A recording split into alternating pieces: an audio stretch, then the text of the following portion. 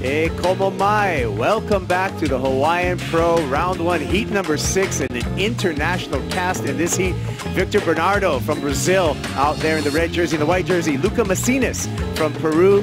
Tomas King from Costa Rica, and the local surfer from the Valley Isle of Maui, Logan Bediamol in the green jersey. We're going to take a look at Tomas. Snaps it off the top aggressively. One-turn wave, but it was a meaningful turn. Ton of experience also on the championship tour. Wants to hold on. Sorry, take that back. I was talking about Tomas Hermes. Same first name. Tomas King, however, comes from Costa Rica. That's right. And here we have our Brazilian competitor. Actually, I'm a fan of this guy's surfing. Victor Bernardo. He's had to battle back from, I believe it was a knee injury earlier this year. But he is an exciting surfer. So, you know, sits in a great position. 55 on the QS. He's young. The Volkswagen South African Open, which is a QS 3000. That's a big result. As we watch Logan Bediamol quickly on the backhand hook, earns a 2.67. Tomas King going on the rights. Again, look at the ribs across the face with that northerly wind, northerly angled wind. But that one beautiful snap on a section here is going to earn him a pretty good score. Slow-mo. See there, the foot goes back onto that grip, pushes the fins out the back. And then Victor Bernardo. And, you know, not only that he's an exciting surfer, but he's a true blue killer human. Yeah. Always stoked, always has a smile on his face. You know, he spent a lot of time. He actually learned English by coming to America here, staying with the Marshall family, and a lot of time. And it was great to have him, you know, kind of competing in the amateur events there. And there in that last interview, I saw that Folky trimmed his up for the event. Nice. Victor Bernardo live action, looking quick. Multiple snaps flowing through. Can he finish it? Got a little caught behind, but did a lot of damage to that little right-hander here at Haleiwa. You know, upon reflection on Dion there real quick, and you know, he's obviously smart, knows how that priority is a big part of it. But one of the things to stay stoked on is to watch the replay here of Victor. Beautiful snap there. I mean, this wave would have been a great wave had he pulled this last move off. I mean, he holds it together, but you got to ride out into the clean water in order for it to be a make. On the other side of it, we saw Lucca Mesinas on the backhand, another young junior who has now graduated to the qualifying series and is having to put it together in a global format. You know, there's a lot of surfers now competing for those points. He's out there doing it.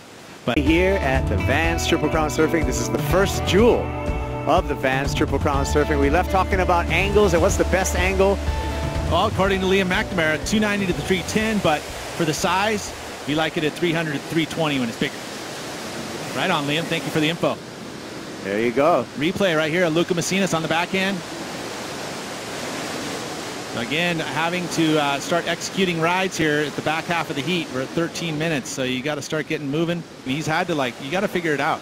How do you pay for all those tickets? You're using a lot of friends. Well, here he is. Lucca Mesinas is winding up. Little projection. You could see he was going to go for an air. Gets it, lands it, spins out of it. We'll see where the judges go on that score. We're waiting for 2 scores from the judges. One for green, Logan Bediamol, and one for white, Lucca Mesinas. You know, some people would look at that move and go, yeah, that was pretty cool. Right, but these days? I mean, okay, so there's a lot that factors into doing a, you know, one big move and having it go, because we've seen one move go upwards of perfect. You know, here you see him, he's going to, you know, he realizes that this wave's going to kind of run off without him, so he picks up as much speed as he can to get that last section. But I don't think this is going to be a real big score. And the reason being is that, yeah, it was a pretty neat maneuver, but it's not going to have the amplitude, the height that you would want to see. The approach of it was very horizontal. You know, he comes across it, across the face like that. You know, the spin but didn't have the amplitude where he didn't stay in the air for very long, and there wasn't inversion, so it wasn't as difficult of an air reverse as we would see. And obviously it reflects in the score. Only a 2.57. Just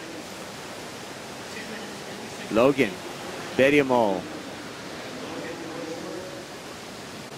And again, building up some momentum through that wave, but unable to close it out. Well, so he's been able to do kind of the regional events, finish at number 8 on the regional rankings. So, you know, pretty young. I'm wondering if at what age he is. Look at his profile. Yeah. You know, unfortunately, you know, finishing number 8 in the region is Logan's going to be unable to qualify for the World Juniors. The Jeep World Junior Championships kicking off January 4th in Kiama, Australia. Victor Bernardo, up and riding here, had a great Pro Junior career, and he wants to cap off a qualifying series career, and he wants to get on the big show, and he's going to get one step closer with a victory here, and he's looking the goods. Right behind him, Logan, a little bit too deep on that left. Well, yeah, it's that time period when you graduate at 18 into the qualifying series where you are now looking at all ages. It's not just the best junior surfers, it's the best surfers in the world. So it gets a lot more difficult. Logan staying busy. Back up again. Trying to stitch together a score, piece it together. Logan sitting in 4th. Currently needs a 4.48, but all of that math's going to change because there's a flurry of waves being ridden right now. You understand that and make those moves in the heat to gain that advantage. Tomas King, Costa Rican, currently in 3rd, needing a 3.9, but again, the judges have to catch up with the number of waves being ridden. 4 waves being ridden, 4 scores that were owed, so all of this can really flip-flop. All of the placings can change. I mean, you gotta reflect back a little bit. You know, we saw the wave of Victor Bernardo's. He's trying to better a 3.83. And actually, here's the replay of it. Nice start, glides the whitewater section there, which is not easy to do. And that section didn't have a ton of scoring potential, but he did pretty well to show us his flow by going up and over that whitewater, and then that vertical hit here and backs it up once again. This is gonna be a good number for him. It's gonna better the 3.83 and put him in a much more solid position. A little bigger wave here for Tomas King. You know, not really getting the maneuvers done yet. I mean, there was just a bit of off timing throughout that entire wave, and that's what that left will do to you. You feel like it's going to close out on you, so you feel like you have to get down the line, and then all of a sudden you realize, oh shoot, it's actually back here again, and then you have to adjust or some sort of circumstance that allows you to get in. So those are gifted by the commissioner's office, and then you have 2 wild cards per event that change each and every throughout the season, to make a total of 36, which makes up an entire CT event. That is a CT event. That's what we start with, 36. Out the water. Anyone can break away in the final 5 minutes. Here's our heat leader, Victor Bernardo. They'll carve off the top.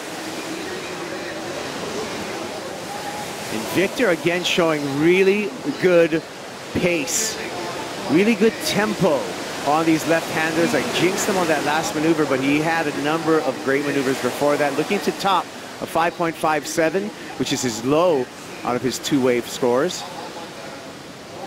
He would have done that for sure if he did not slip off of that last turn, but we'll see what that turns out to be. Here's the replay, Peter. So again, pretty good wave choice here too. That wave looking cleaner on the face. Again, the shift in angle of the wind, it means so much to the cleanliness of the face. But see how he's coming from behind the section where he does his bottom turns. There's actually whitewater sitting behind him. So that means he's sitting deep in the section. That's where the most critical sections are going to be. Doing that, coming from behind it. Here's the heat recap. Big snap for Tomas King to open up. That one maneuver there, being a critical section, scored a 5.17. I mean, so you could hit it 3 times on the left, but if it's soft, you ain't going to get the score. You can throw one mean turn, you can get yourself a pretty good number. Victor Bernardo, though, he's been building his scores throughout this heat, Peter. Well, and again, very similar to the top seed in that last heat is Dion Atkinson, utilizing priority, holding on to that power position, and executing and getting good numbers. I mean, he's got the 5.67. He started out with a 3.83, got the 5.67, had the lead, and has been building since then, a 5.57 to back it up, and then now a 6.73. So he's out in that front position. Talked about what the average are needed in order to get through heats today. 12.40, kind of in that right spot. Written in white are the throwaways, and green are the top 2 for each of our competitors. Victor Bernardo out in the lead. Logan Bediamol in 3rd place. He's not in advancing position. We only take the top 2. Logan surfing for a 4.48 on this wave if he wants to make it into the next round. Yeah, and it was close. He was on his way there, but then the finish section let him down. You saw how it kind of shut down. It was a foamy section. Well, he heard that he's got 2 minutes, and now he's going to get busy. Smaller wave. Doing a good job to really put a lot of energy into this wave. You can see a little bit of the backwash bouncing through here. He doesn't need much. Only needs a 3.3 to turn it over. Well, what do you think, Peter? I would say he's probably close. I mean, he did everything he could. He milked it. And like you said, here he is. Lucca Mesinas. Nice carve. A little bit of a steeper wave for Lucca. Throws it up in the lip. Right in front of Tomas King, paddling back out in the blue jersey. And Lucca's going to look for a little bit of a reform, hoping for more open face. He's not going to find it. Did he better his low of a 3.87 to make the job that much tougher for Tomas King? We're waiting for both of those scores as we turn to live action with our heat leader, Victor Bernardo.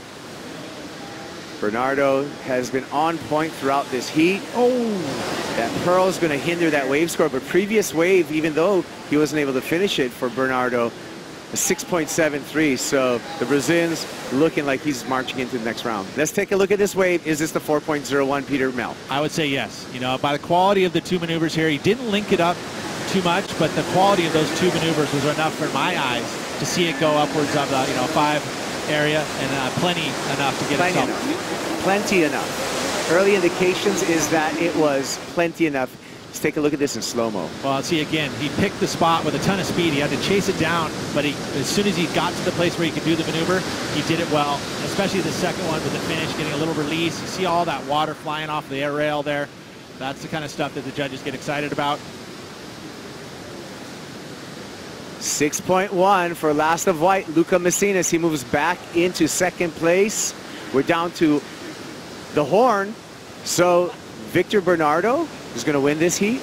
Lucca Mesinas is going to move on. Tomas King and Logan Bediamol all eliminated.